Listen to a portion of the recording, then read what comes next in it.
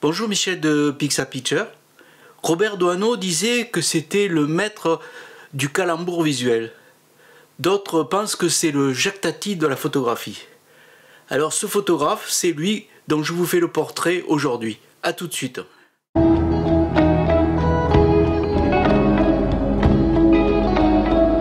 Ce photographe, c'est Elliott Erwitt.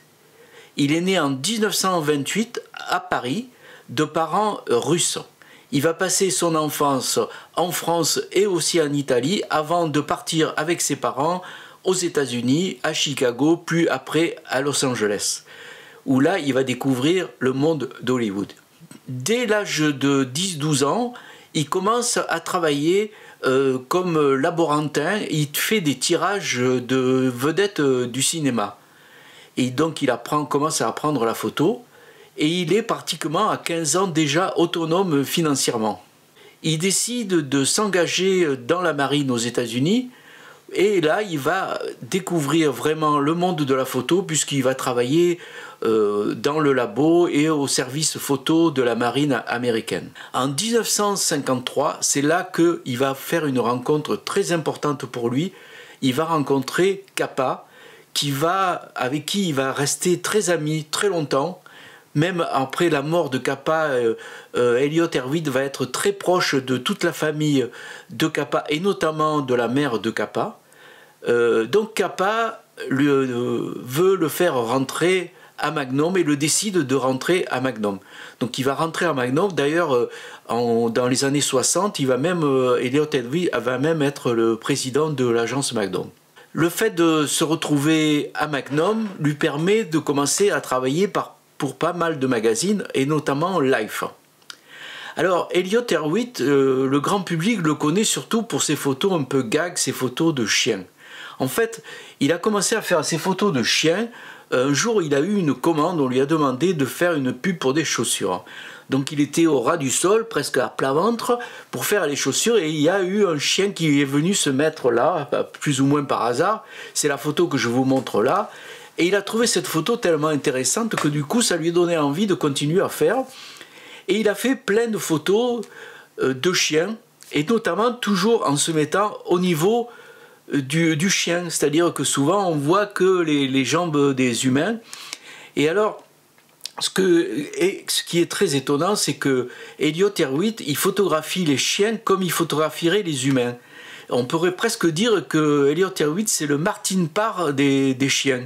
C'est ça le rapport qu'il pourrait y avoir entre eux deux. Alors évidemment, ces photos, elles ont fait le tour du monde parce qu'elles sont souvent très drôles. Il faut dire aussi que Elliott Erwitt, c'est quand même quelqu'un d'assez fantasque, parce que lui-même il raconte toujours, d'ailleurs il parle très bien français dans ses interviews qu'il a fait, puisqu'il a vécu longtemps en France. Il raconte que pour faire des bonnes photos, il se déplaçait souvent avec une espèce de klaxon. Vous savez, c'est les trucs avec des poires, là, comme il y avait sur les vieilles voitures pour klaxonner. Et alors quand il voyait des gens, et surtout des chiens, il klaxonnait comme ça.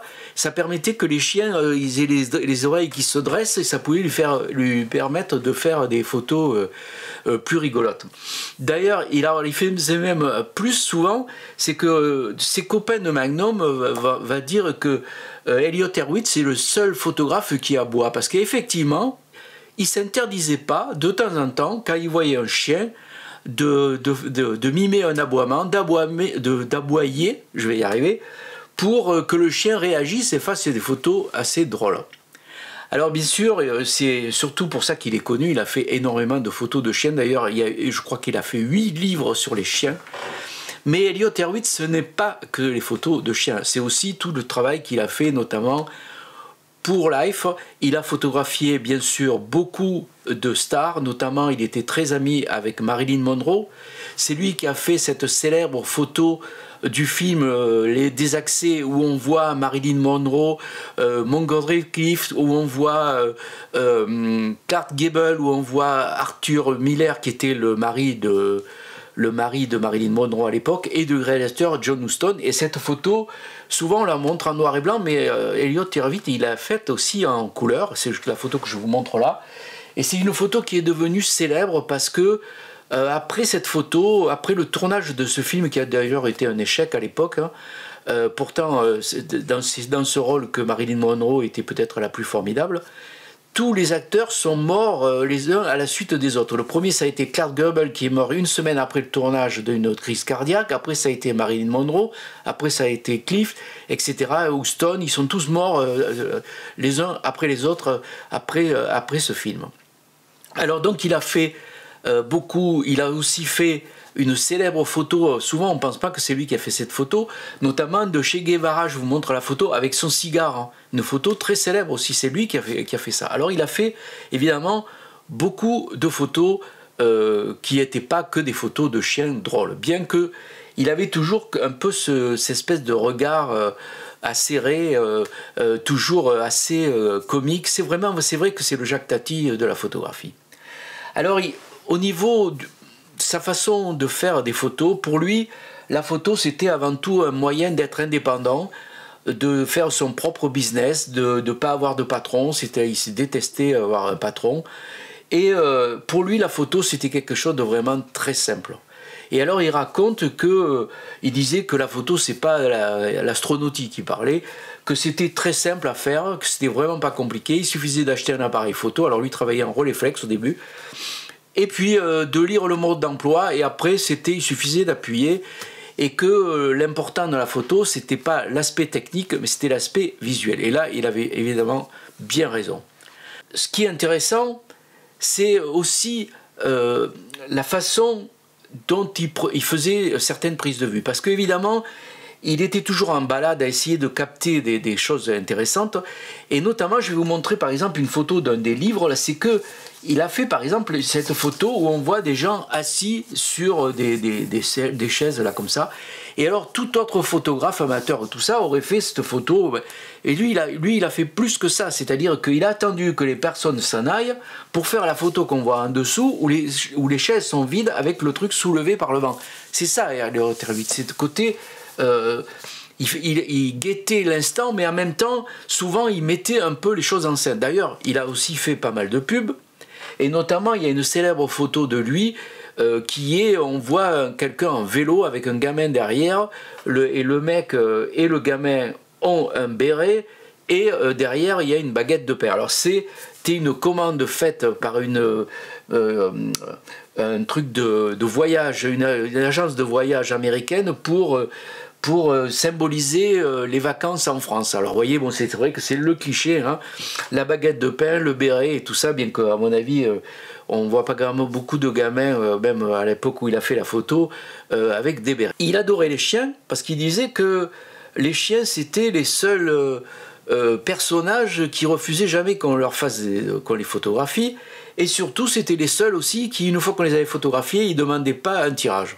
Alors comme je l'ai dit au début, il était très proche de Capa, et quand Capa est mort, il est resté très fidèle à la famille, et notamment il accompagnait souvent la mère de Capa au cimetière sous la tombe de Capa, et un jour il a fait la photo que vous voyez là, de la mère éplorée sur la tombe de son fils. Et alors il a refusé de la publier pendant longtemps, il a attendu que la mère soit morte, et même je crois le frère de Capa, pour publier cette photo qui est quand même une photo assez symbolique. Donc alors voilà, donc il a aussi évidemment il était un personnage. Maintenant il vit à New York, donc il a un peu laissé tomber l'agence Magnum, mais il était très présent à l'agence Magnum, et c'est lui qui a fait cette célèbre photo de tous les membres de Magnum que je vous montre là, avec ils sont tous mis les mains devant les yeux comme ça. Et alors c'est étonnant, j'ai regardé cette photo, je me suis rendu compte que quand même il y avait beaucoup de progrès à faire, parce qu'on voit que des mecs, hein. On devine deux nanas, là j'ai du mal à savoir qui c'est, mais c'était quand même très, très mec, très mec. Et puis alors pas très jeune non plus, hein. Alors je sais que ça a changé, que maintenant il y a des jeunes femmes qui sont rentrées à Magnum, que aussi c'est pas... que déjà Elliott Erwitt c'était déjà un pas, parce qu'il faisait des photos qui étaient un peu spéciales, hein. Après il y a eu Martin Parr et beaucoup de photographes qui ont commencé à faire de la couleur. Donc voilà, donc il a été président plusieurs fois de l'agence Magnum. Maintenant il est aux États-Unis, à New York, où il range ses photos, il classe ses négatifs et tout ça, et il édite pas mal de livres. Alors, si vous voulez voir le travail de Elliott Erwitt, il y a les livres, alors il y en a plein, hein, moi j'en ai que 2 là, mais il y a surtout une expo qui est en ce moment à la Monnaie de Paris qui va continuer jusqu'au mois d'août 2023 et qui est assez extraordinaire. Alors, le magazine Connaissance des Arts fait tout un article, si vous voulez le voir aussi, fait tout un article très intéressant sur Elliott Erwitt et notamment sur cette expo et notamment sur cette fameuse photo qu'il a faite, qui est très connue, hein. Il a fait ça en 1965 pour le magazine Life. Cette photo est passée totalement inaperçue jusqu'au moment où il a commencé à ranger ses négatifs et trouvé que cette photo était assez formidable. Et depuis, cette photo est devenue presque une icône de l'histoire de la photographie mondiale. Elle est très connue, vous voyez, c'est quand même un truc assez simple. Il a photographié, il passait comme ça, il a vu des gens dans le rétroviseur qui étaient en train de s'embrasser. Donc voilà une photo assez extraordinaire d'Elliott Erwitt. Alors, sinon, les livres, il y a un photopoche sur Elliott Erwitt. Alors, je ne l'ai pas, mais je vous montre la couverture, hein. Donc c'est toujours pareil, hein, pas cher et tout ça. Et puis moi, j'en ai deux livres. Alors, j'en ai un qui est avec une introduction de Robert Doisneau. Ils étaient très potes, hein, Doisneau et lui. Et alors, c'est là qu'on voit cette fameuse photo, les 2 photos, comme ça, un peu montage. Et alors, évidemment, il y a toutes ces photos de chiens, mais pas que. On voit les cadrages qu'il faisait. Voilà. Toujours des photos assez... Vous voyez, il y avait toujours plusieurs clichés comme ça. Il racontait souvent des petites histoires sur... Alors voilà, encore la photo, là, avec les... Vous voyez, les banques, les sièges vides. Voilà. Alors, les chiens, alors ça et les chiens. Hein. Alors, ce qui est marrant, c'est qu'une de ses photos préférées, ils disent, je vous la montre là, ici, c'est la photo de sa femme avec sa première fille et son chat. Parce qu'en fait, chez lui, il n'y avait que des chats. D'ailleurs, il a eu une vie quand même très intense, il s'est marié 4 fois, il a eu 6 enfants. Mais il n'avait pas de chien, il n'avait que des chats. Donc là, vous voyez, je vous montre une photo de lui, là, un peu rigolote. Voilà. C'est toujours des photos des cadrages assez incroyables. Hein. Voilà. Donc ça, c'est ce premier livre. Et le deuxième, alors c'est aux éditions de Noël Philippe Aki. Je ne sais pas si vous pouvez le retrouver parce que c'est un vieux livre. Hein. Et puis il y a celui-là qui est Elliott Erwitt au catalogue, aux éditions Sylvana. Alors c'est un très beau livre, hein, toujours avec cette fameuse photo. Et puis alors, vous voyez, là, vous voyez, derrière, il y a mon ordinateur qui fait les siennes. Voilà. Regardez un peu les cadrages qu'il faisait. Alors, cette photo-là, par exemple, je vous montre Pepsi avec le Christ. Elle a fait scandale, on lui a reproché. Et alors, bon, lui, il a dit que c'était assez amusant de voir le truc de consommation avec le Christ. Hein. Cette photo, on lui a beaucoup reproché cette photo. Là, vous voyez, on voit la mère de Capa avec la tombe. Aussi, Jacqueline Kennedy, il a fait beaucoup et puis, bon, là, beaucoup de photos. Voilà, la fameuse photo de pub pour l'agence de voyage américaine. Et puis aussi, une de ses femmes, sa fille et son chat. Voilà. Alors évidemment, là, celui-là, ce livre, il y a plusieurs langues. Alors il y a aussi cette fameuse photo, vous voyez là, il faut quand même y penser, hein, d'aller faire une photo de ça quand bon, alors c'est un hasard, hein, mais bon, le problème des grands photographes, c'est que le hasard n'existe pas. Hein, ils sont là au bon moment, alors qu'il y en a qui râlent en disant oh, j'arrive pas à faire des photos. Eux, ils arrivent à faire des trucs. Vous voyez, cette photo, elle est marrante. Hein, voilà. Voilà, je vous laisse. J'espère que cette vidéo vous a plu. Si vous êtes sur Paris ou que vous venez en vacances à Paris, n'hésitez pas à aller voir cette expo à la Monnaie de Paris parce qu'il y a plein de photos. Alors vous verrez qu'il n'y a pas que des photos en noir et blanc. Elle a fait pas mal de photos couleur.